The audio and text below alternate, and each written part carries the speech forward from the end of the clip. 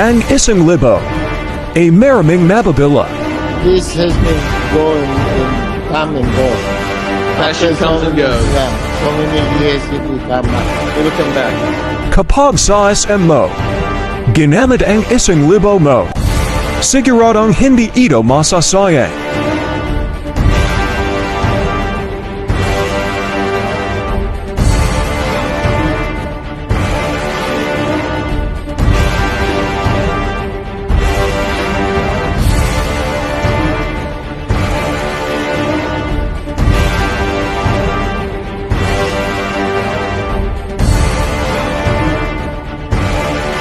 May isang salida, Pearl mas maraming gawa, para sa magandang serbisyo.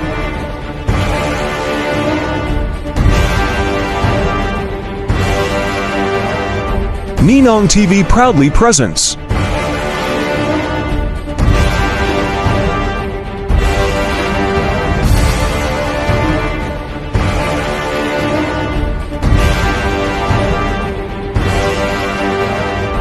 a special vlog in learning the values that you can buy in SM Supermalls for only 1,000 pesos with your vlog presenter Denver Ninong Castro as your Henry C.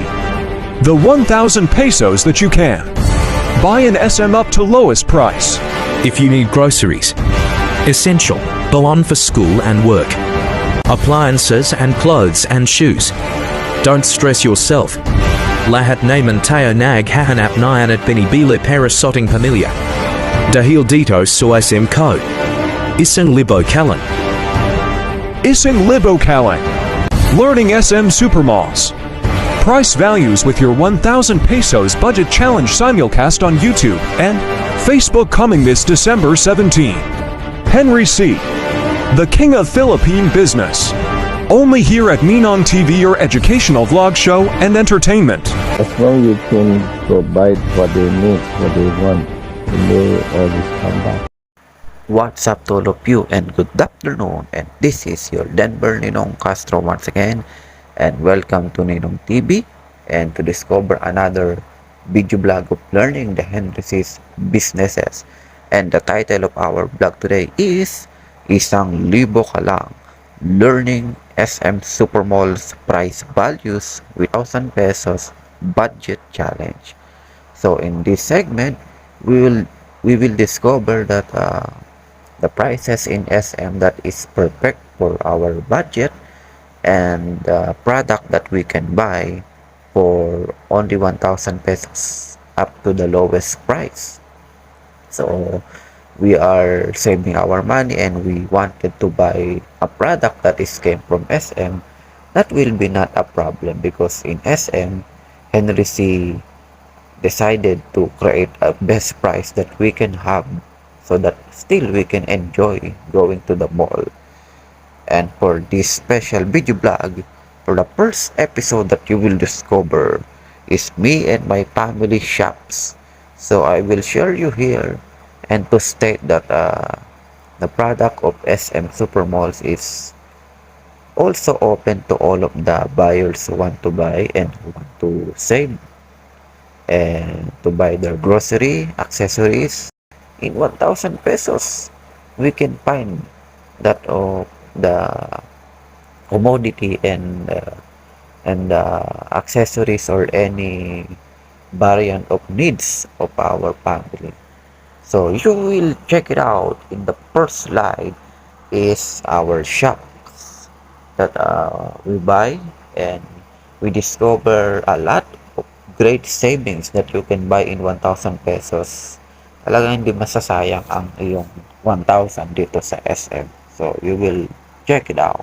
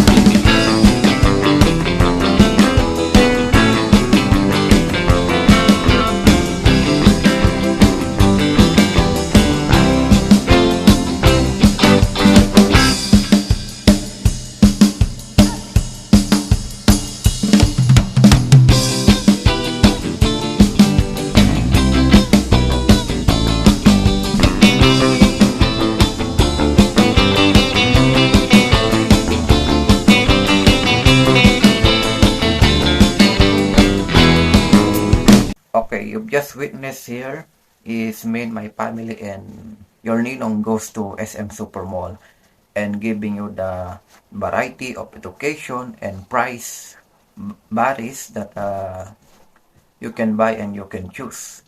So that is a forms of our study and a forms of our research that SM is not only sale that is can't afford, but the prices is can afford and have a choices.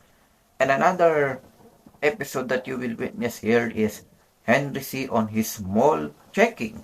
So as the king of Philippine business, Mr. Henry C., and now portraying by your ninong, we will give you the slide for the Henry C's checking his mall, checking his product, the prices, the item that is selling in SM Supermall, and viewing which of the prices is perfect for all of the people. If you're finding a good variety of the item, it can be grocery, it can be in the beauty section. So you will discover.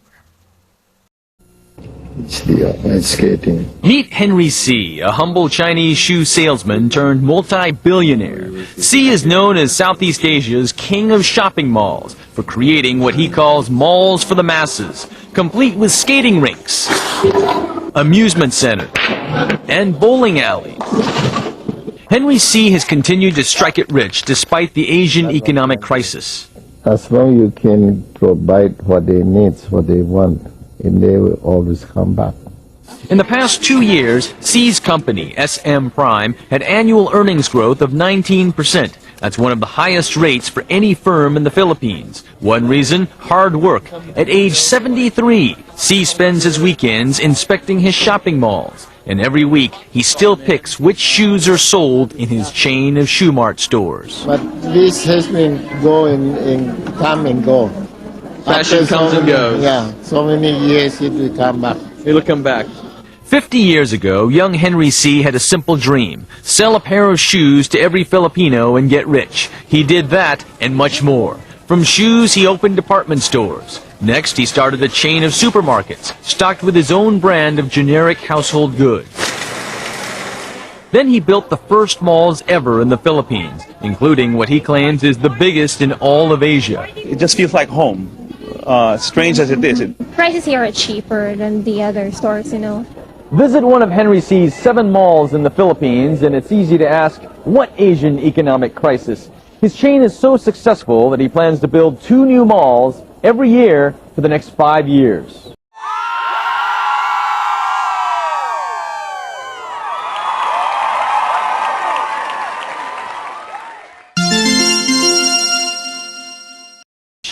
His malls have attracted high-income shoppers wanting more bang for their buck. And analysts say malls, with their wide range of stores, are a good, diversified investment during recessions. Plus the fact mall expansion at the time that the property sector is at its possibly lowest is possibly also one of the wisest investments to undertake. C expanded without borrowing, and he stuck to his core business of running malls. He runs them by picking reliable tenants, namely himself. His own stores make up 1/3 of the malls. Entertainment makes up another 20%. With the rest of the tenants, he doesn't pick the highest bidder. He picks tenants who can sell what customers want. That's because he takes a chunk of sales instead of a fixed rent. C has groomed his children to take over, but he has no plans to retire. I won't be still working if I'm not happy. He's happy that when he builds it, they will come. Farlan Chang, CNN Financial News, Manila.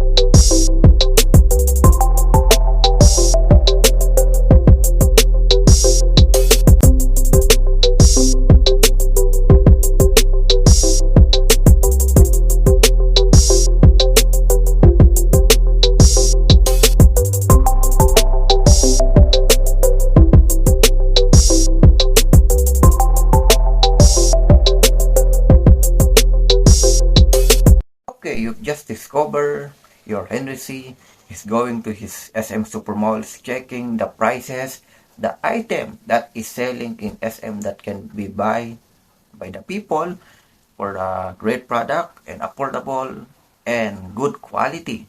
So, Henry C just said, if you need something to buy, 1,000 ka lang. If you need something grocery, appliances, baon for kids, 1,000 ka lang. And you need something dress or cloth that you need for project or a new cloth to wear for everyday, 1,000 ka lang.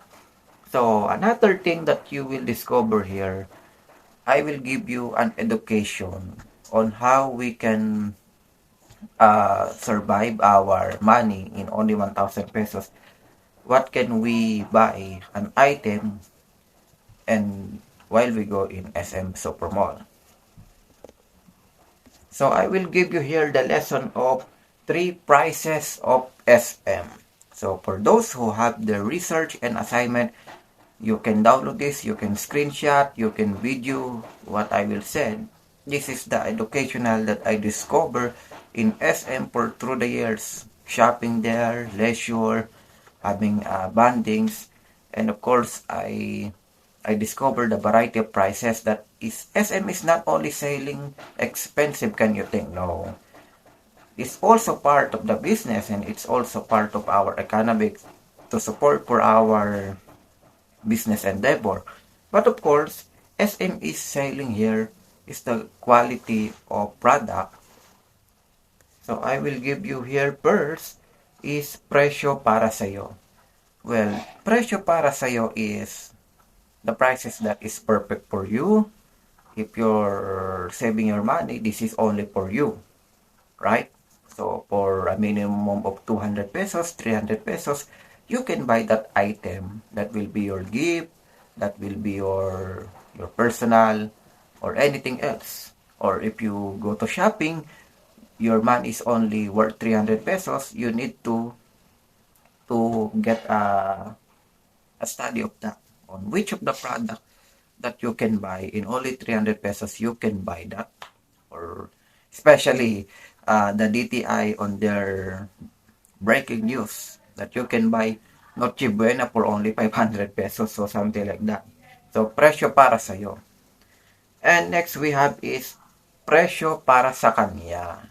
So, we know that person is yayamanin, di ba? They can buy anything they want, di ba? Either that is expensive, not. So, para sa kanya yun eh. Yung presyong para sa'yo, para sa'yo. Yung presyo para sa kanya, para sa kanya. He can buy it, can afford, no? And we have here is presyo para sa lahat. So, this is expensive, this is low price, great value, this is so, the presyo para sa kanya is para sa kanya and presyo para sa iyo is para sa iyo. But the next here is presyo para sa lahat. Especially this is the 3-day sale and the buy one take one product. So this is the prices that can be benefit of all people who is buying in SM. So not only for you, not only for him, but this is for all. So you have a lot of choices that you can buy the products of SM.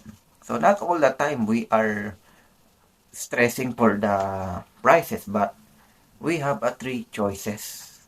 Para sa iyo, para sa kanya, at para sa lahat. So that is the prices that I discover for through the years I am go shop at SM. And this is already a lesson that I emphasize and I already presented on my school. So somehow when I do the school reporting, diba? For the next episode that you will discuss, yes, are for the nation to help the people. This is the Henry C's great value. We are not only showing here the 1,000 product, but we also discover here the 1,000 CSR that he did. So you will check it out.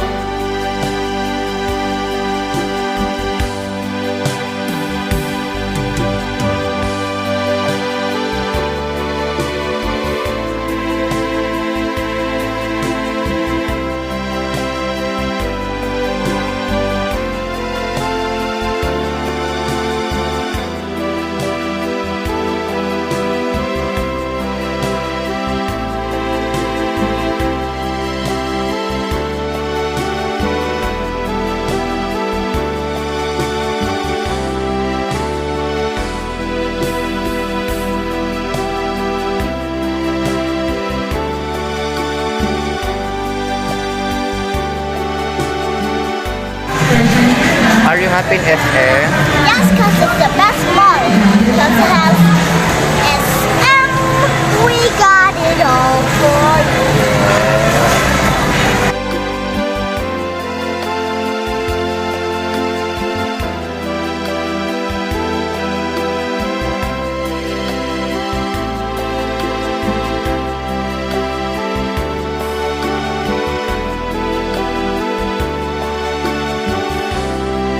You've just discovered the CSR of Mr. Henry C. So that is also the blessing of sharing.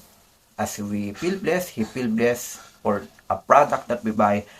We must share our blessing also, and helping in 1,000 way and 1,000 CSR to give joy, to give prosperity, and to give great value for the people who also need help, right? So I will give you here an example of buying a cloth and buying a dress that is perfect for your project, perfect for your leisure. If you're finding a great product, we will have here Baby Princess. Hi, Baby Princess. Hi. Say hi to my subscribers and to all of my watchers. So this is my sister. So she have a beautiful dress that is $4.99. for only $499 in SM Supermalls. You can buy this variety of shirt. Diba? Ang ganda, parang Alice in Wonderland. Yes, it has hearts. My Yes. favorite colors. So, if you have a baby girl, diba? Just like Baby Princess, and wishing and dreaming to buy a new cloth for your baby girl, SM can help you and can give you this for only $499. Naghanap kayo ng damit, 1,000 ka lang, di ba? Sabi nga ni Henry C. And you will have this for only $499. May supli ka pa, pwede pa mag-Jollibee. Di ba? Okay, thank you, Baby Princess. You're welcome. Okay, yeah, now go back there na. For the last but not the least episode that we will discover is the Henry C's lesson. So, how he did the action of learning the business, the action of learning the entrepreneur and serving the people for through the years. So, this is the Henry C's lesson. You will check it out.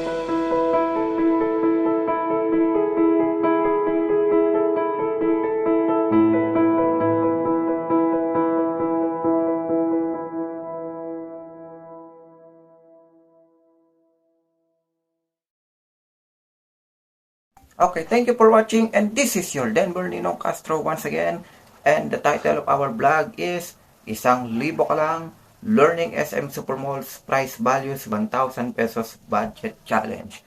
The educational vlog show and entertainment to give you a lesson on how we can save, how we can give value for our 1,000 pesos that we can buy in SM.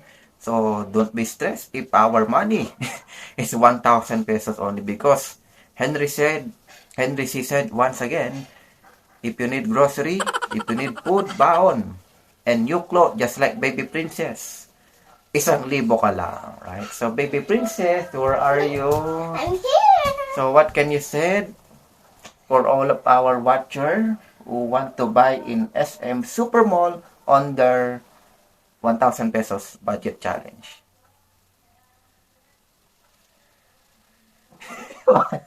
What? Ano ba? Ano?